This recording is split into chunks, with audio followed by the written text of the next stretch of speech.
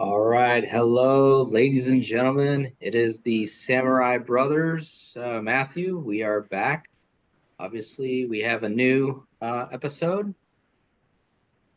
This is episode. Let's make sure.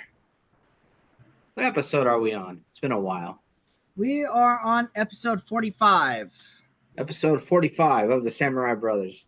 So, Matthew, we have a loaded episode today. Obviously, we did want to touch on Sumo Day 8, how the Basho is going. And then we've got a really exciting chapter of One Piece, chapter 1155, that we want to talk about. But first, we're going to talk about a kind of an old school series that we've kind of followed, although Mom didn't really let us play the video games, and I think with good reason.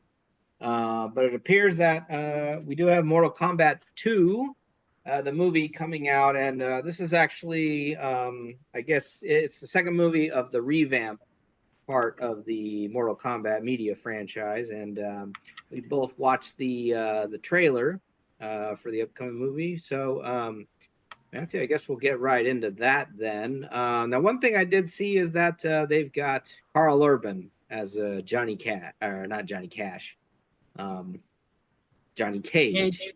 Yeah.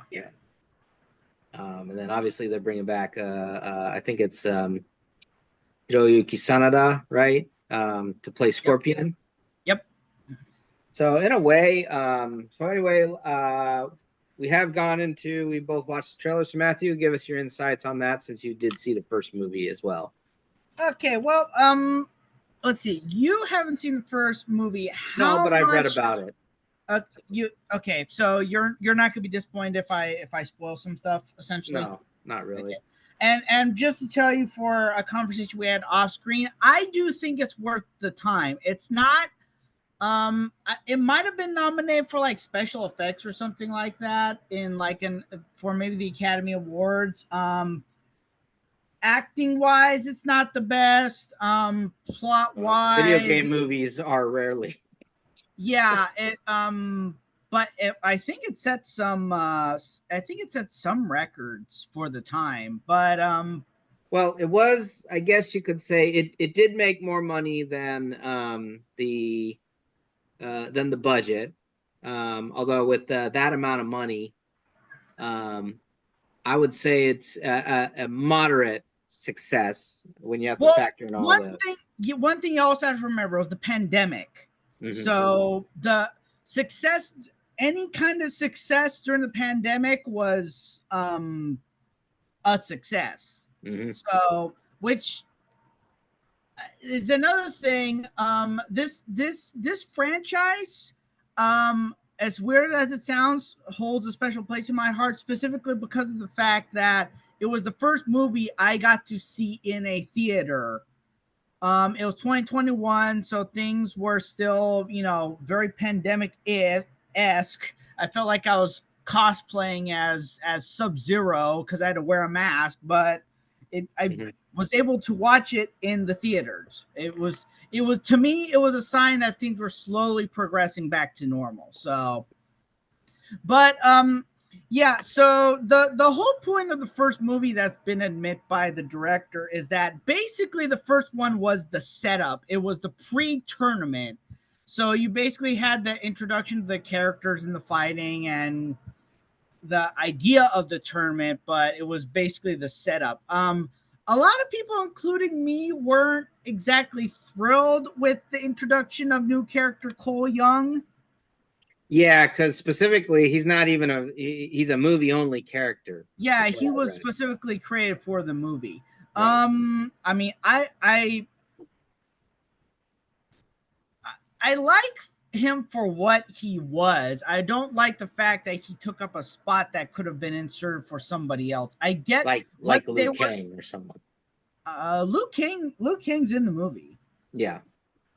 Yeah, but yeah, they easily could have taken his spot and plugged it in for like Liu Kang or someone else like that. But it set up what it did. I understand their decision to revive some characters they killed in the last one, because let's face it, that happens all the time in Mortal Kombat. Very much so.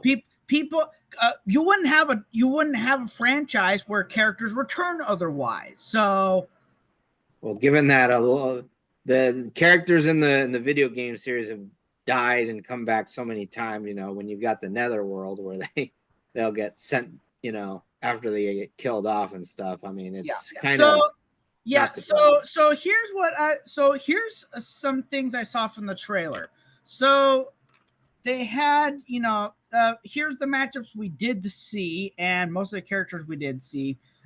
We had a Johnny Cage versus Katana matchup, a Shao Kahn versus, it looked like King Jarod matchup. I suspect that's probably going to be a flashback, maybe even the first scene of, how Shao Kahn conquered Adinia. Then you got Raiden versus Shang Tsung. You don't see a lot of Shang Tsung because he's taking a step back, probably because they're gonna portray Shao Kahn as essentially demoting him because he's like, you didn't get this done, so I'm taking it over myself. But then the very familiar Liu Kang versus Shao Kahn matchup, which, as we know, was the finals of the second tournament. Johnny Cage versus Baraka. Baraka's looking pretty good. Katana versus Jade, which looks more the way that they made that matchup, it looks more like a sparring match, more like. Queen Sindel is gonna appear, so my guess is in this version, she's a consort, but she's more like a beginning, a means to an end, which is why what's his name?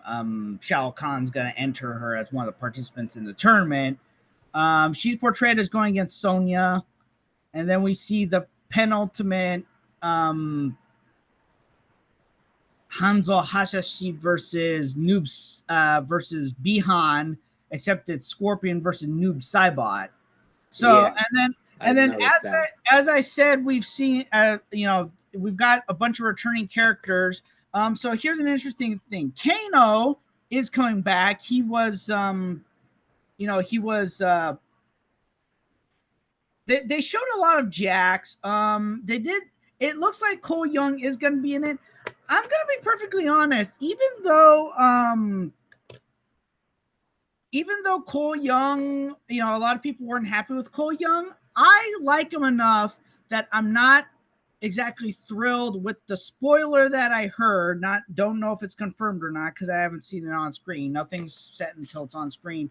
I heard that he's going to get killed off, possibly earlier off in the movie. I'm just like, that was kind of some of the plots. Was a part of the plot was to keep him, alive.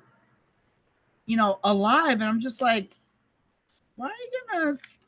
I don't know. I'm not a big fan of that possibility. It's obviously it's the Mortal Kombat tournament. I'd prefer if you're gonna kill him off in the tournament.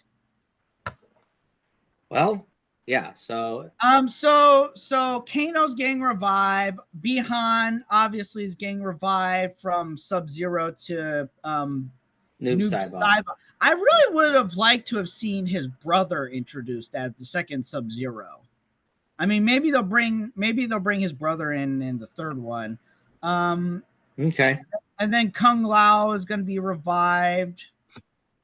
And then, like I said, new characters. We're going to see Katana. Quan Chi did not appear in the trailer, but he is there. Supposedly in there, yeah.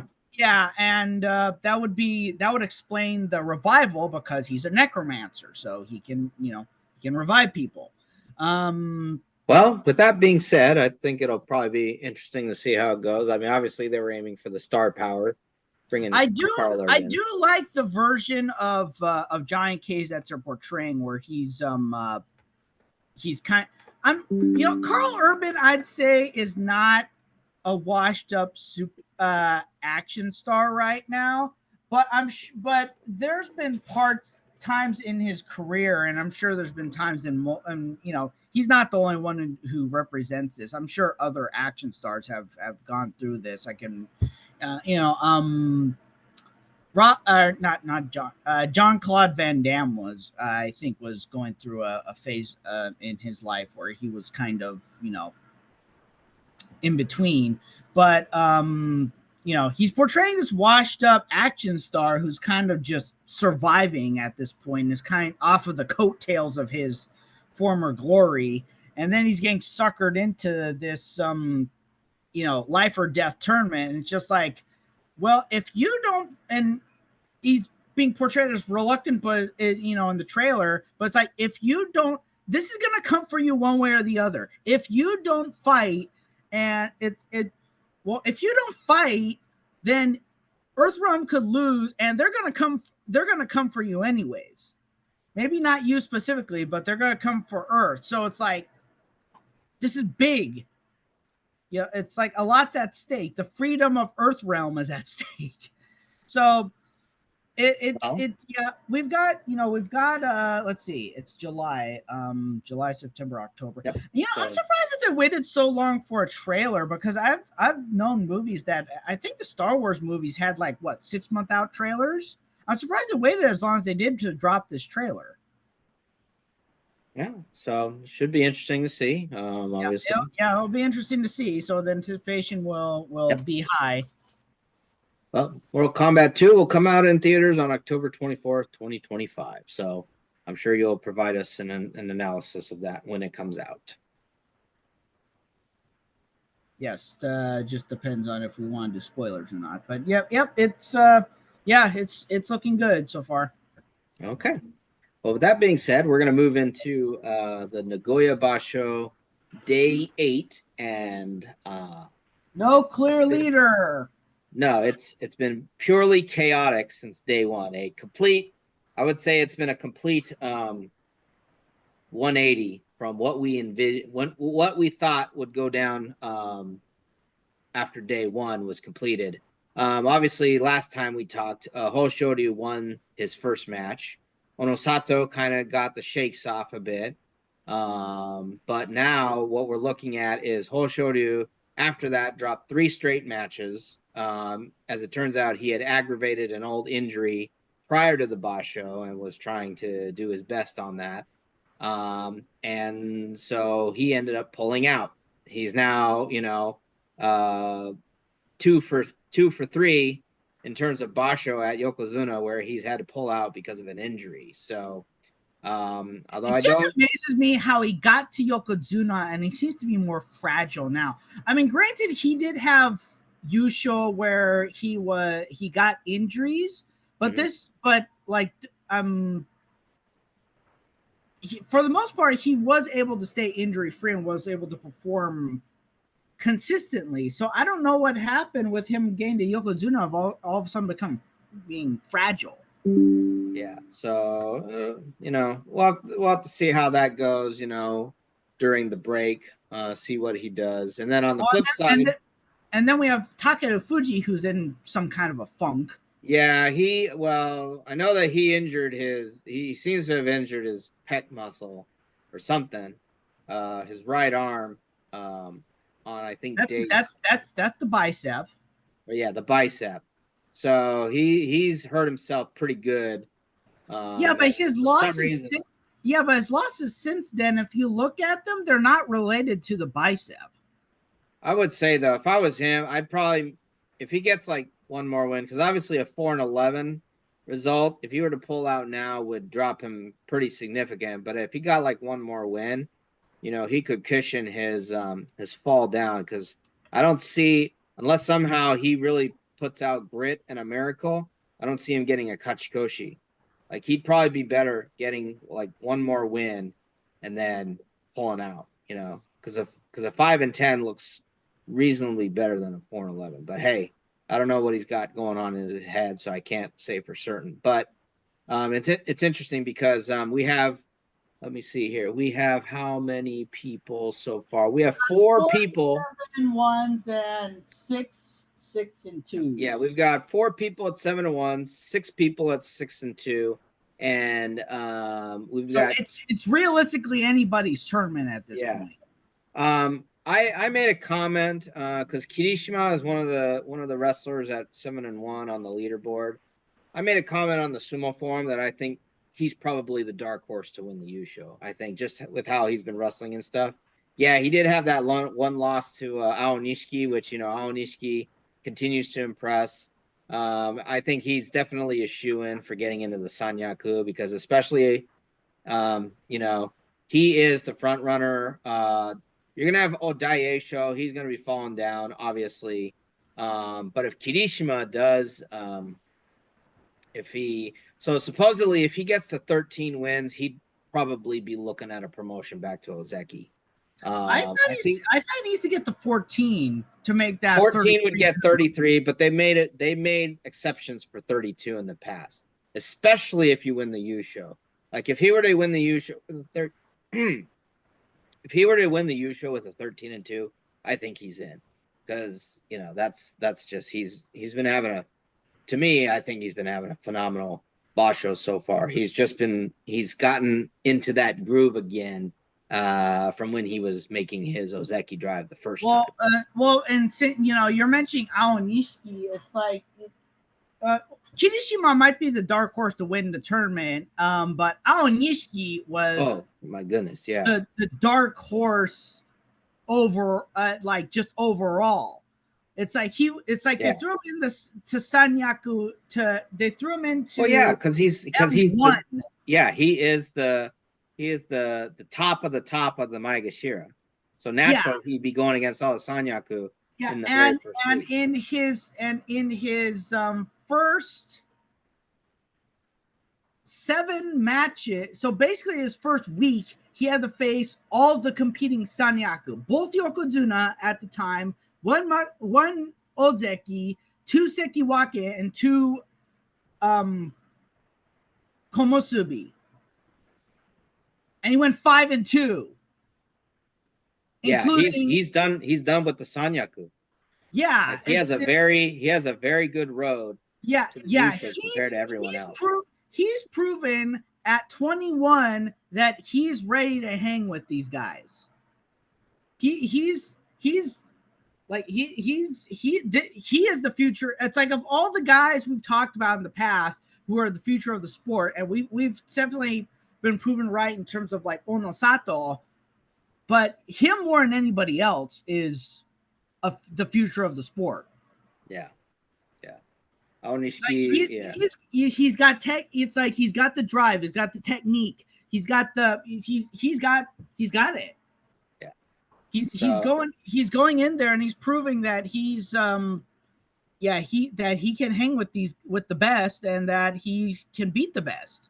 Yeah. So he's two more wins, he's automatically in because they've never ever denied even at 8 and 7 at M1 East entry into the Sanya. Yeah, they've never denied. You go like 8 and 7 at M1 West, you just slide over to the East. They've done that. Well, not to mention Oshoma, who's at his height, career peak as a Shin Komusubi, is not doing very well. And is likely headed for a. He's likely headed. Yeah. So scenarios I see is that let's say Kirishima goes 13-2.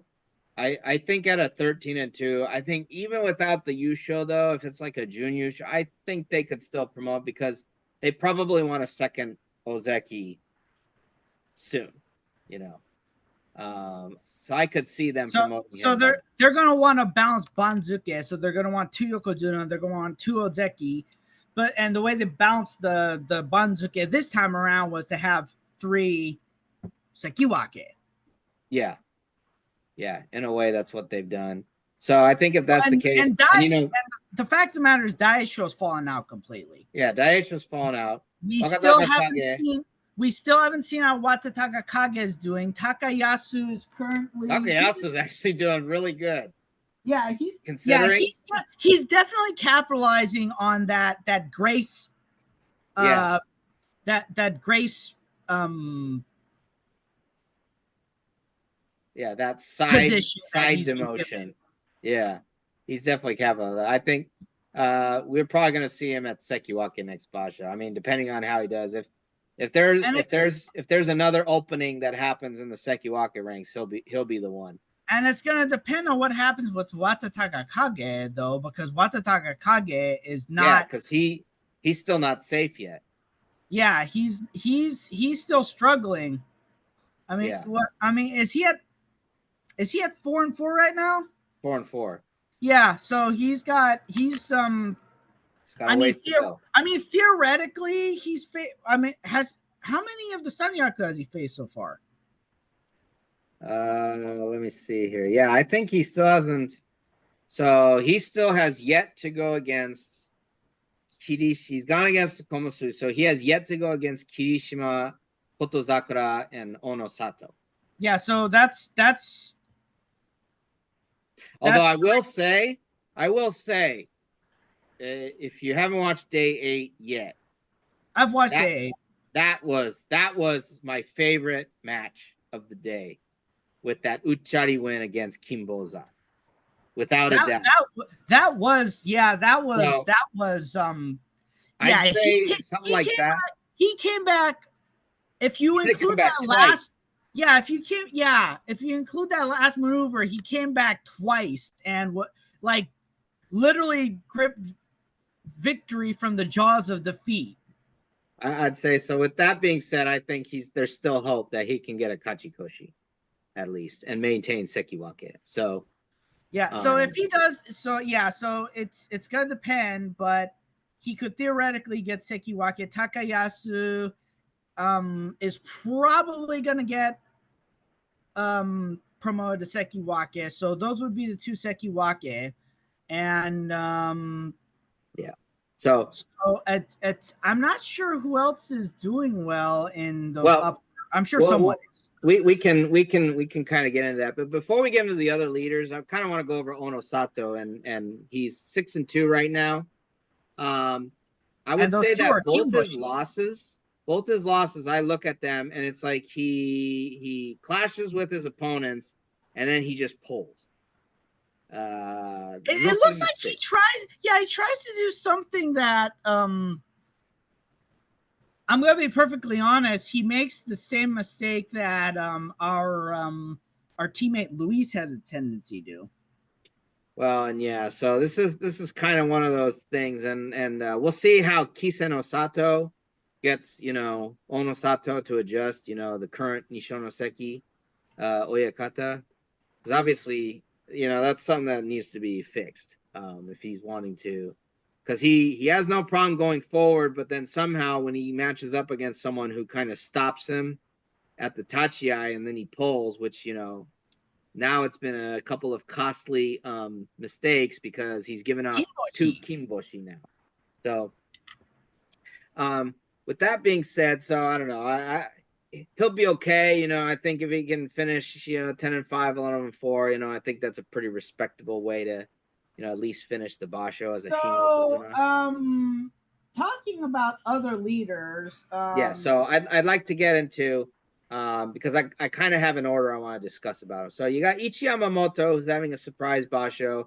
I mean, he's kind of been down that road before where, he's had good Basho and stuff like that. So, but then when he goes against the tougher guys, that's where we'll see how that happens. And then the other, so Kirishima, Ichi Yamamoto, and then newcomer Kusano, which obviously, I figured that he would probably have a good Basho. He might be in the running.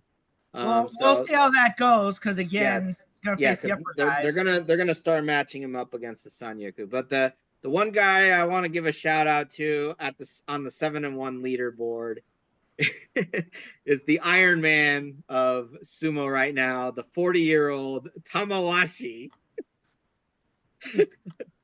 Who has he's clearly saying, I'm not done yet. No, man. I'm still here. I'm not done yet. Just when you think, because normally when he's gotten up into the Joey gene, or if he somehow makes a surprise return to the Sanyaku, he hasn't done all that well. But the fact that he's 7-1, but I think he has yet to go against the Sanyaku. I think. Yeah, he defeated Wakataga Kage, so he still has.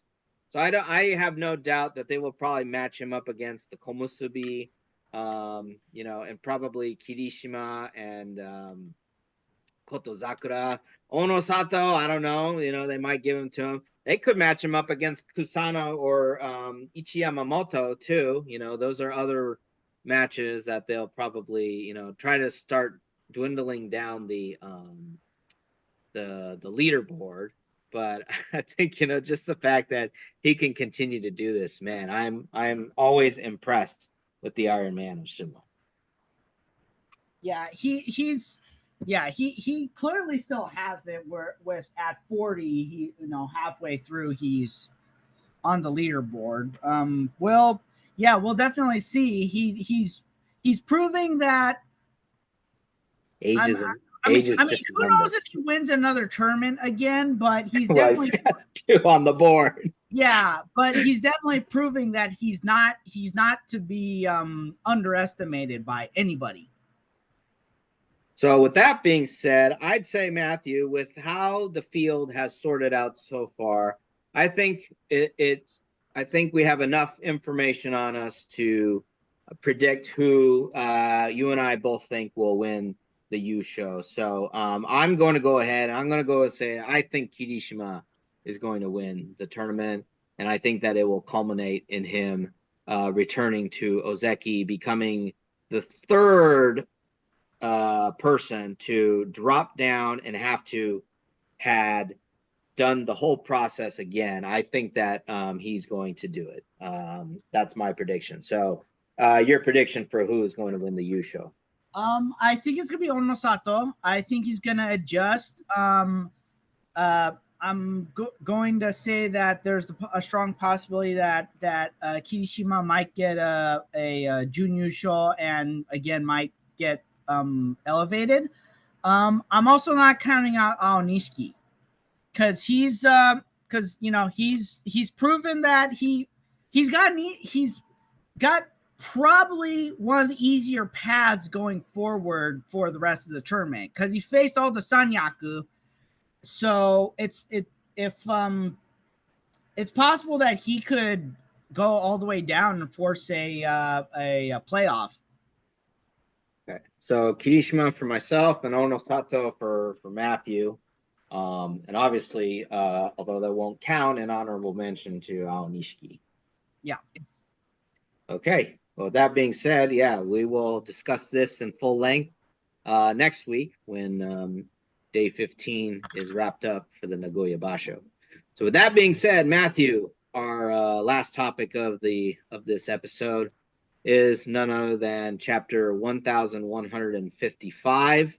Obviously, the big revelation was that we have Rox D. Zebek having come to Elbaf and being revealed as the father of Blackbeard. Obviously, there's been a lot going on. Just to kind of go through the chapter really quick, and then we a lot of things that we want to add on to it. Obviously, Loki is introduced to Rox. Rox is asking for Herald. And humans in general for the first time. Yeah.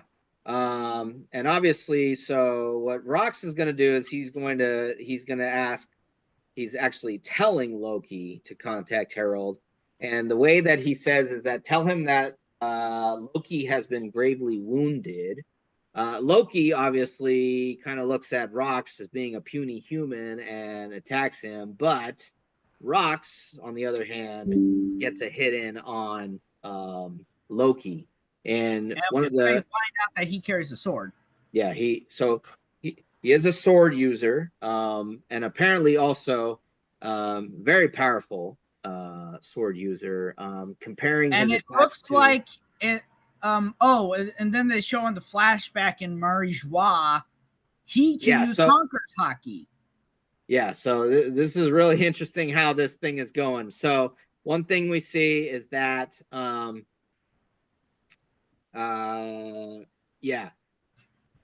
Rock's attacks are like a hammer or a cannonball. Then, yes, like you said, we go into Reverie. And the way that they're indicating this is that it's the Reverie in which Rox causes a lot of issues. And here's the thing. We are first seeing Emu. We're first seeing Emu. And Emu is in the room, the Chamber of Flowers. And this looks like Gunko. based on the fact that it's the person who's got the I forget what, yeah, the condition. I would not be surprised at all if it is Gunko. In fact, obviously with the way that some of the world nobles age, she is obviously she looks like a young adult, given that her connection with Brooke took place several decades earlier. So I would not be surprised by this at all. But Rox does discover Emu because he's in the room. He tries to make an attack. Obviously, the world nobles, though, are in a state of panic because of the fact that Harold had infiltrated the reverie. Although they're and claiming, they also said that someone took King's hostages. yeah, and I think they're trying to blame him, but I think it turns out though that it is Rox that's doing all that. They attack each other. We're kind of running on time, so I'm going to go through this really quickly. The clash between strangers eradicated any sign of others for 5 kilometers around. Oh, really, which also goes to show that not only does Rox did Rox have Conqueror's Haki, Harold had Conqueror's Haki too. Yeah. So this obviously shows that Rox and Harold are very powerful. And Rox did end up killing that Navy admiral. So obviously Rox is very infamous. He's got a wanted poster. It did say that he gravely wounded him and the admiral died from his injuries. Yes. Then he also he does something similar to what Doflamingo did. Was he attacked a ship that had the heavenly tribute to the world nobles. So there's that. He also he employs the Davy back fight, and like I think you had mentioned, that's how he got a lot of his crew. Yeah, this fan theory is confirmed. I'm not the one who originated it, but fan theory confirmed he used the Davy back fight. And clearly, I forget who was the guy who Luffy, who the Straw Hats did a Davy back fight against? Foxy. Yeah, Foxy is the one who turned it into a joke. But the Davy back fight is clearly this long tradition where, sailors have used it. Because otherwise, why would these guys who hate each other all go under one banner? Yeah. So Harold admitted that they hate each other. Yeah. Harold returns to Elbaf because he heard about Loki, and he sees Rox, and we're introduced to a number of the crew members, obviously Shiki. So nice to see that Shiki's been making some canonical appearances in the in the manga series. Obviously that had been teased for a while. Miss Bucking, who is Buckingham Stussy, and obviously her title Science Robber, so she's very into the science related stuff. Here's one that's interesting to me. Gangster of the West Blue, Don Marlon. I'm almost wondering, clearly a Marlon Brando reference. Yeah, a Marlon. I'm almost wondering though, how is he connected to Capone Beige? Sort of thing, because they're both from the West Blue. Who himself is a reference to Al Capone. Yeah. Edward Newgate, no surprise there. Wang Zi, future Commodore of Pirate Island. Ganzui, who Blackbeard had to kill the well, doesn't necessarily say that he killed him, but he took him out. Right. So it does say that. He had to defeat him in combat. Yeah. Gangzui, and Gangzui, what we've seen is that he was on the Thriller Bark arc. That's been confirmed. So yeah, if we have time, I want to mention this one thing, but keep going. Rock's trying to team up with Harold.